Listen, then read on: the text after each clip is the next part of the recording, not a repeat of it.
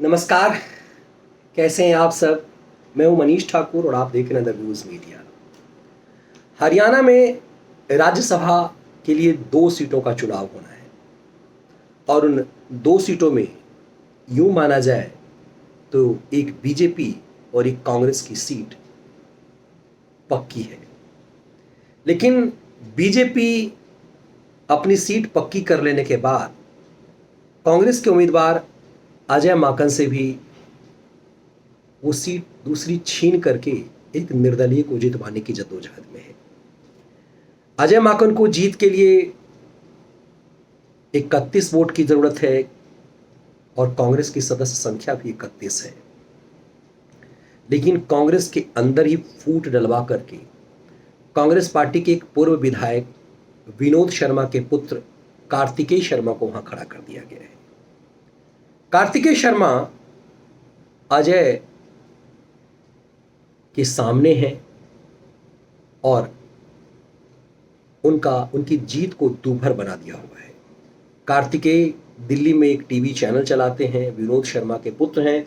कार्तिकेय मनु शर्मा के भाई हैं जो जेसिका लाल मर्डर मामले में दोषी ठहराए जाने के बाद उम्र कैद की सजा पा करके 17 साल बाद की सजा पा करके जेल से बाहर आ चुके हैं।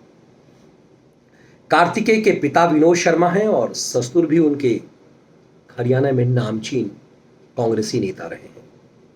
अब वो चाहते हैं कि हर हाल में कार्तिकेय की जीत हो। हरियाणा में 90 सदस्यीय विधानसभा में भाजपा की हिस्सेदारी 40 है, जेजेपी की 10 है और कांग्रेस के सदस्यों की संख्या 31 है। इसके अलावा 7 निर्दलीय हैं। एक एक सदस्य हरियाणा लोक हित पार्टी और आईएनएलडी की है। एक और जहां भाजपा के उम्मीदवार कृष्णलाल पवार की जीत तय मानी जा रही है, वहीं माकन और कार्तिकेय शर्मा के बीच जबरदस्त टक्कर है। आप कल्पना कीजिए, 31 कांग्रेस के पार्टी विधायक हैं और 31 ही चाहिए, लेकिन फिर भी अजय माकन की सीट दुष्कर हो गई है। ये मोदी स्टाइल ऑफ पॉलिटिक्स है कि कांग्रेस को राज्यसभा में एक एक सीट के लिए तरसा दिया जाए।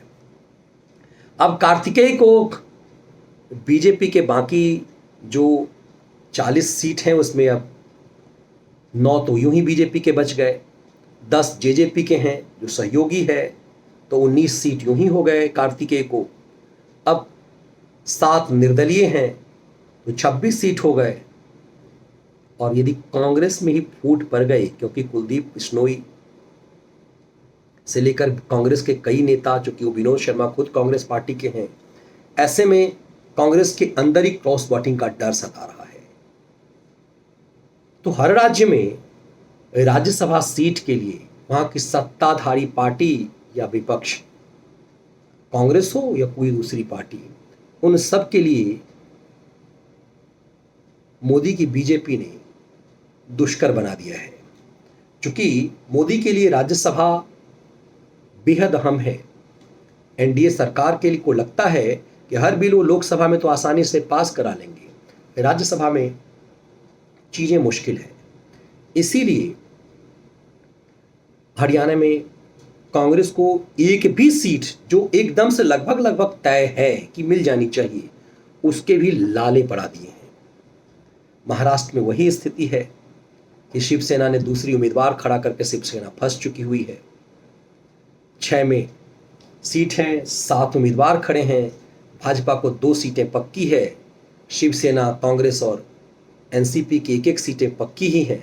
लेकिन दूसरी उम्मीदवार शिवसेना ने खड़ा कर दिया तो तीसरा उम्मीदवार बीजेपी ने खड़ा करके शिवसेना के लिए मुश्किलें बढ़ा दी है। राजस्थान में तो अशोक गहलोत मास्टर हैं, वहाँ चीज़ें सुधार सकते हैं, लेकिन 57 सीटों में 41 सीट तो निर्दलीय निर्विरोध जीते जा चुके हैं। 16 सीट पर जो टक्कर है वही परेशानी का सबब है, जिसमें हरियाणा में लगभग पक्की जीत कांग्रेस की जहां दिखाई दे रही है। 31 वोट चाहिए एक सांसद के लिए, राज्यसभा के लिए। कांग्रेस के पास 31 हैं, लेकिन फिर भी अपनों पर भरोसा नहीं है।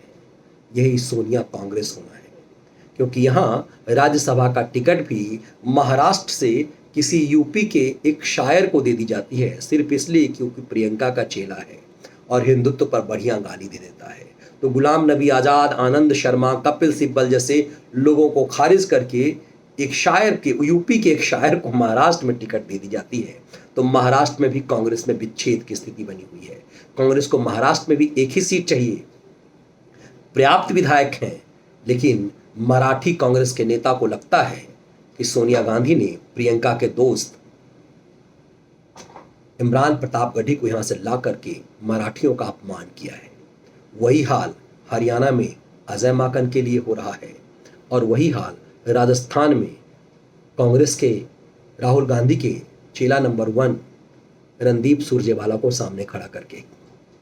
तो कांग्रेस में सीटों का बंटवारा किस रूप में होता है, राज्यसभा के लिए भी यह साफ दिखाई दे रहा है कि 83 सीट जो हरियाणा में है वो भी तगर पनघट की है, मुश्किल नजर आ रही है।